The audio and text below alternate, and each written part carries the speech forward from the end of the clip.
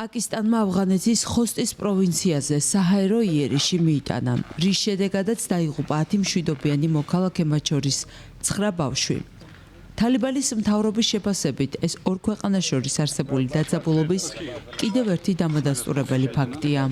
ხოსტის სოფლებში ადგილობრივები დილიდანვე ნანგრევებში გარდაცვლილი ახლობლების დაკარგულ ნივთებს ეძებდნენ.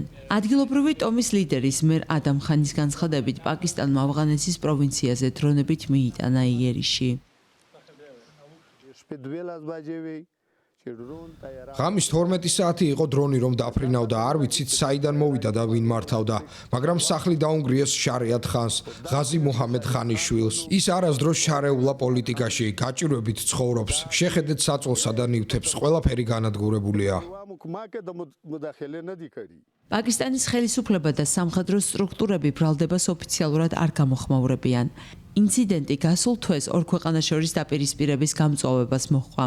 ქაბულში ამბობენ, რომ პაკისტანმა დრონებით ავღანეთის დედაქალაქის სამიზნეებს დაარტყა.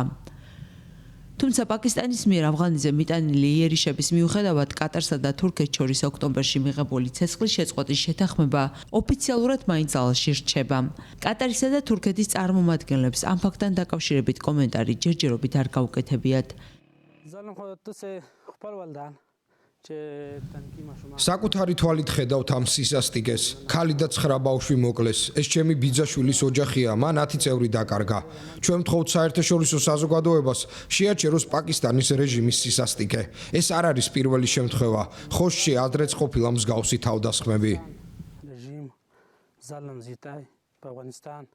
გრძელვადიანი დაძაბულობა აზიანებს ორმხრივ ვაჭრობასაც. ორი ქვეყნის ყველა სასაზღვრო გამშვები პუნქტი გასული თვიდან დღემდე ჩაკეტილია. მოქალაქეებს არც აზღვრის იქით მცხოვრები ახლობლებისა და ნათესავების მონახულების შესაძლებლობა აქვთ.